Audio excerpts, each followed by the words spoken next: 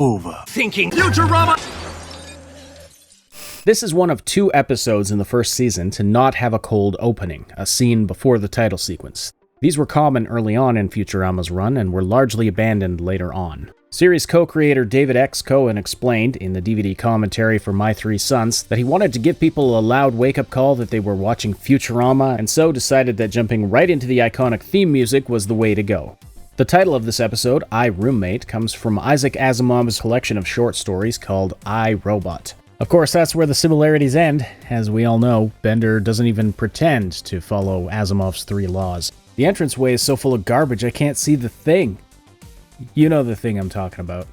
If you don't, go watch the previous 2 videos in this series. Incidentally, the implication is that this place is a mess because Fry's living here, but how does that account for what looks like a wrecked car in the street? Was it because of the owls? If so, I want to see the deleted scene where they get in the way of traffic and cause an accident, or carjack some dude and go joyriding. Hey! This scene really hits different after watching the end of this episode and learning what we learned there about Bender's antenna.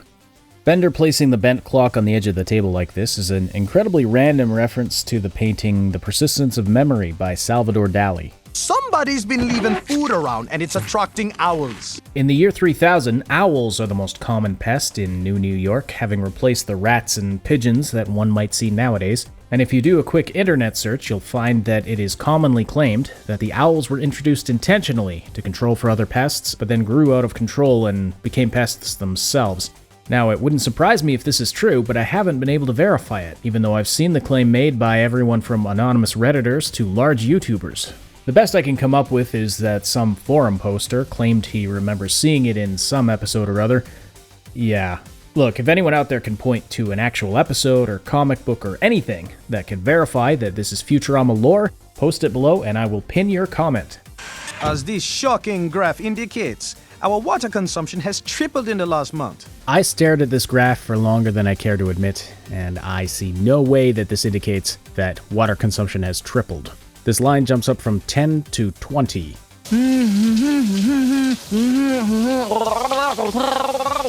The wiki claims that Fry is singing part of the Looney Tunes theme here. I'm gonna need a citation on that. For a brief moment after Leela hits the emergency shutdown, Fry's hair turns yellow, which just looks really weird. No one would have noticed if they hadn't made Fry's hair glow, which makes the fact that they did that much more awesome. Fry has got to go. Oh look, it's Amy. Why wasn't she at the staff meeting? Somebody cleaned this up nicely. And they also took away the thing. Now I'll never learn what it is. 40,000 channels and only 150 of them have anything good on. It's a small sample size, but the movement of Fry's thumb when we first cut to this scene tells us the rate at which he's flipping through the channels. 1 channel every 1 1/3 seconds. He pauses to watch the monster truck show for a moment, but if we assume that's an anomaly and that he's kept up his previous rate through all 40,000 channels, he's been channel surfing for about 15 hours, and his success rate is just over 10 channels with something good on per hour. A monster truck leaping from the ropes in a wrestling ring is pretty funny. However, the concept of a non-hovering vehicle that travels on wheels has been all but forgotten in the 30th century. This is established at multiple points throughout the series. So what's happening here? Historical documentary? No wonder Fry doesn't want to watch it. There's something amusing about the fact that we're watching a widescreen, presumably high-definition show within a standard definition show in 4:3 aspect ratio. Here we have the first appearance of All My Circuits, the famous robot soap opera within the world of Futurama, an endless source of jokes about soap opera tropes and TV in general. Will you marry me? Oh, Calculon! In this scene, we hear the voices of 2 incredibly versatile actors who are extremely important to Futurama's cast, despite neither one of them voicing any of the main Planet Express staff. Tress MacNeille as the voice of Monique, and Maurice LaMarche as the voice of Calculon. These 2 voice so many recurring characters on the show it'll make your head spin. LaMarche is well known for lending his monster voice to characters like Morbo and Lure, whom, as he has joked in DVD commentaries, sound nothing like one another. And he also voices Kif Kroker, Walt, the Dawnbot, and Clamps. Some of MacNeille's most well-known characters include Mom, as in the character Mom, as well as Fry's mom and Leela's mom, news anchor Linda, the monkey Gunter, child robot Tinny Tim, and crotchety old Hattie McDougal, who we will see later in this episode. By the way, this photo of Tress MacNeille is kind of an oddity unto itself. It's one of the more common photos you'll find online of her. In fact, as of recording this is the photo that's being used on her Wikipedia page. And she looks fine and everything, but the framing is kind of weird. You might notice she's really smushed against the side, and that's because this is a cropped version of a photo of her taken at the house of a friend who was throwing a house party. Said photo was uploaded to Flickr under a Creative Commons license, making it one of very few good photos of Tress MacNeille that doesn't cost hundreds of dollars to license. And because I'm prone to overthinking things, I have to wonder how her friend feels about a small portion of her head being viewed so many times online. It fits! Then you must know that I'm... Metric, for you, my darling, I'm willing to convert. I'm torn about this one. I've seen this episode a zillion times, and I always thought that this was just a joke about them being kind of like an interfaith couple. But now, it occurs to me that it might be a joke about his lower antenna. Who's in charge of continuity here? This ring is jumping all over her finger after we just watched Calculon screw it on tight. And let's see, what else can I pull out of this pointless scene from the show within the show that I'm overthinking? Oh, right. Calculon's antennae. Drive me nuts. Which way are they pointing? How long are they? You don't know. In this frame, one of them straight up disappears. We'll bill you for the coach. Apparently, Hermes is quite the ventriloquist. His mouth doesn't move at all while speaking this line. In the DVD commentary for this episode, series co-creator David X. Cohen explains that this scene felt a little quiet to them, but they had already completed the animation and exhausted their budget, and decided to dub the line in anyway. And honestly, I never noticed this until he pointed it out. The Futurama is a clever idea, but can you imagine all the people that sneezed on this stuff while it's passing by? I need plenty of wholesome, nutritious alcohol. The chemical energy keeps my fuel cells charged. Finally, this gets addressed, and I no longer have to point out the incongruencies in the jokes about Bender consuming alcohol. Also, I'm calling shenanigans on this slurm clock and every other analog clock we see in the series. In the year 3000, this is going to be like reading hieroglyphics. I must have been really acting like a jerk. Yeah, but everybody's a jerk. You, me, this jerk. Futurama envisions a world where technology advances, but people stay generally the same. It's not a utopia, it's not a dystopia, it's just a regular old topia with crime, poverty, buildings in disrepair, litter everywhere, myriad social problems, all because, at the end of the day, there's just no cure for human nature. Or maybe it's because Bender went back in time and destroyed civilization. This one's not my fault. After recording my own ideas, I go and check what the internet theorists have to say, and somehow it always seems to trace back to this. I just noticed there's a string or something tied to one of the spokes on this clock, a detail that's so random and arbitrary that it feels like it was just put there so I would notice it, like the background artist was reaching forward in time to mess with me.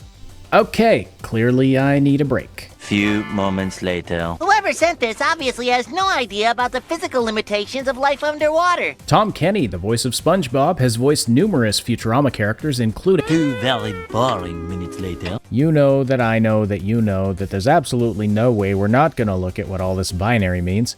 The number on Bender's door is 36 if you translate it to decimal, and it's the ASCII code value for the $sign.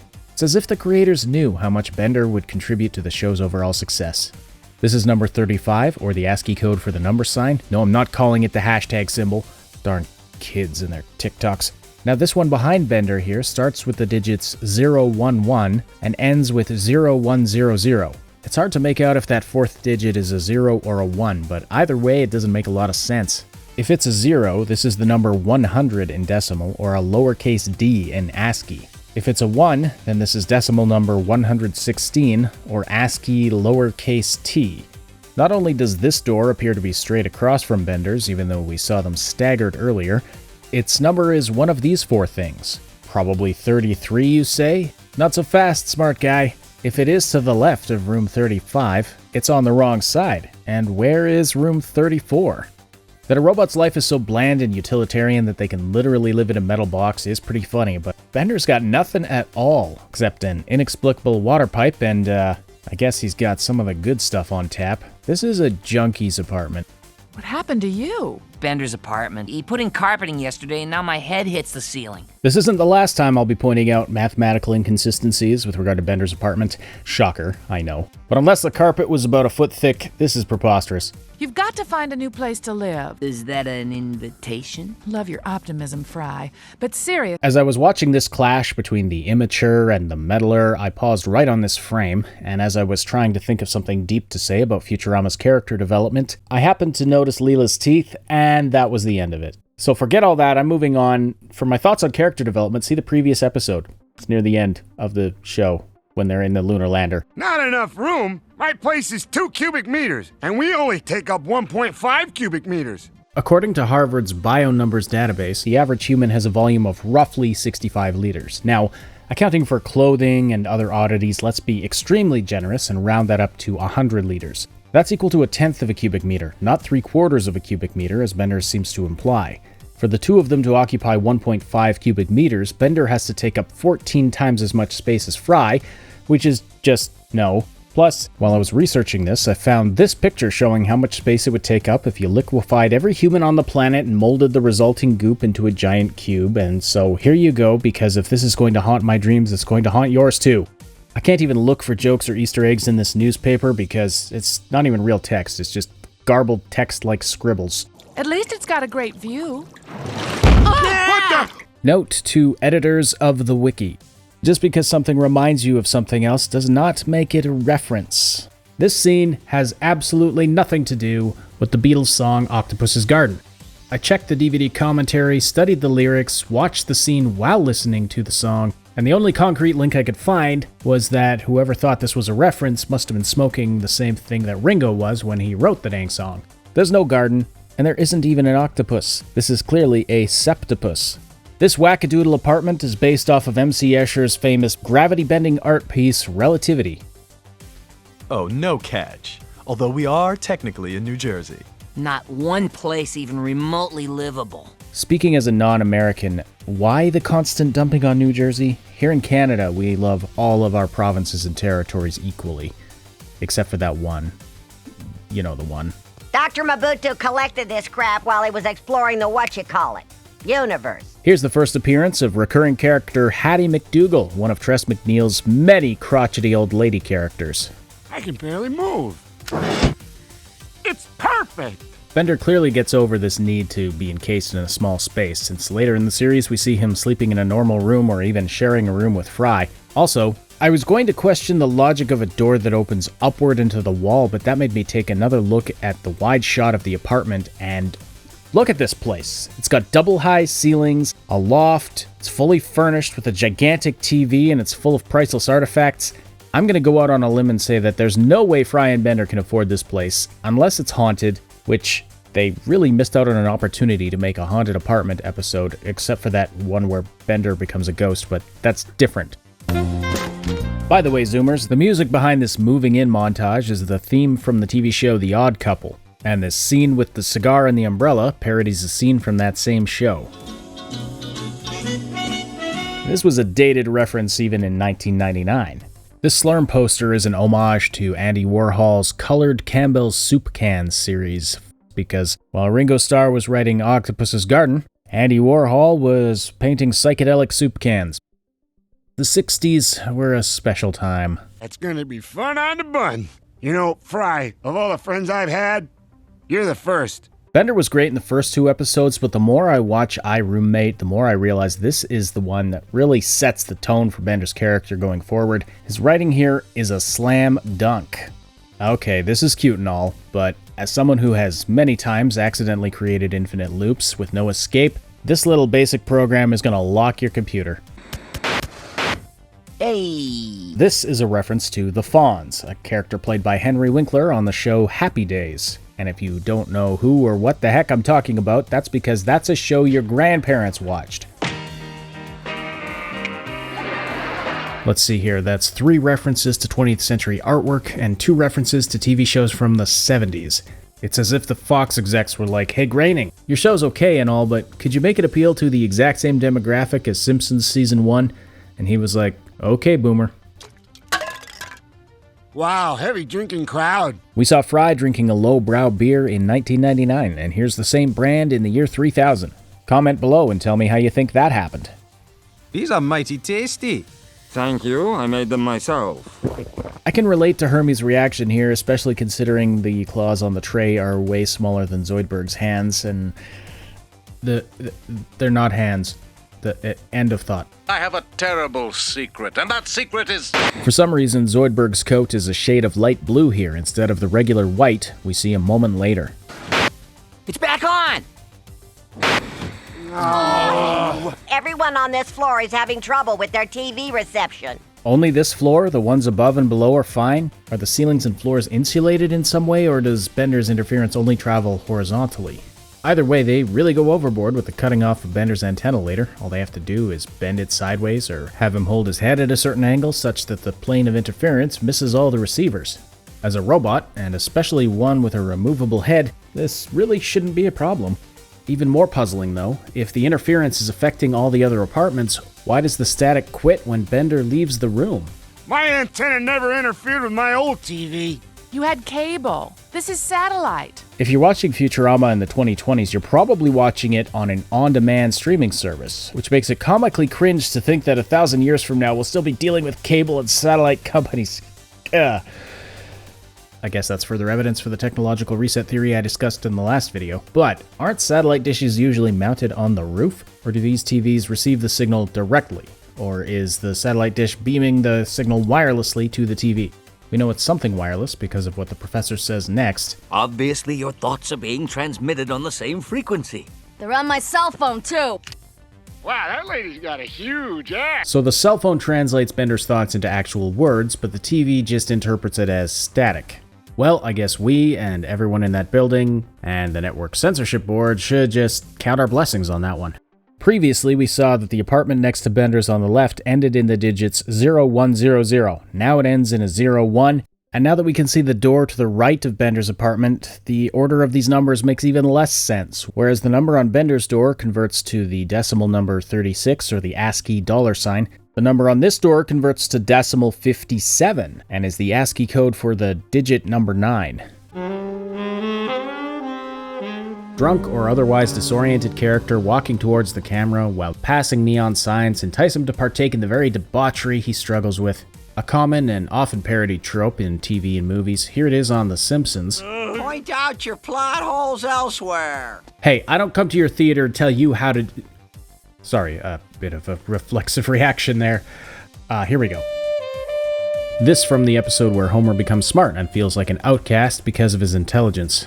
Now, I spent way longer than was warranted trying to track down where this trope actually originated. Most sources point to the 1945 film noir drama The Lost Weekend, a film that takes such a raw, unfiltered look at the consequences of alcohol addiction that it was opposed by representatives of the liquor industry, some of whom claimed it might be used as propaganda to reinstate prohibition. It's widely accepted that this film pioneered the whole disoriented stumbling toward the camera thing. And although the signs don't appear while the character is walking directly at the camera, it certainly looks like this is the inspiration for a trope that evolved over time, eventually taking on a life of its own with a simplistic representation that many people recognize, even if they don't know the source material. Don't help him mutilate himself. But it's a useless antenna. It's not like he's a ham radio or something. The Season 2 episode Mother's Day reveals that robots have antennas so they can be controlled by Mom's Universal Robot Controller. However, this is a secret, and most people believe that the antennas are cosmetic, just to make the robots look more science fiction-y. That said, robot antennas are shown to have other purposes throughout the series, including playing a role in robot reproduction, which I guess explains why Bender equates it to his robo-manhood. Hey, it worked! The static's gone! Wait, the interference doesn't stop until Bender tosses the antenna out the window, which means it's still broadcasting interference even after it's been disconnected from Bender's body?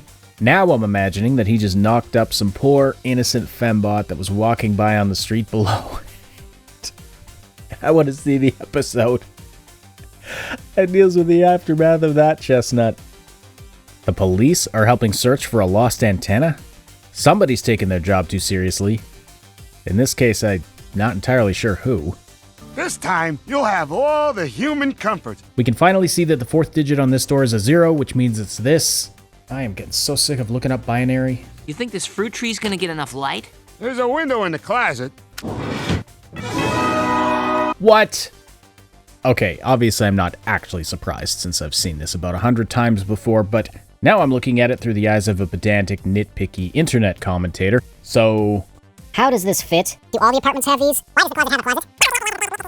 And with that out of my system, I'll just conclude by saying that this is an incredible ending to an incredible episode of Futurama, which the network absolutely hated. In the DVD commentary for this episode, series co-creator Matt Groening says that the network was really freaked out by the show, the suicide booths, the lobster creatures, Bender being so antisocial. So this episode was their attempt to tone things down, bring it more down to earth. They wrote it exactly to the network's specifications. So of course, the network hated it and then gave them a bunch of notes on the script that made no sense. At which point, Matt and the team decided they were going to do the show they wanted to do. And the rest, as they say, is Futurama.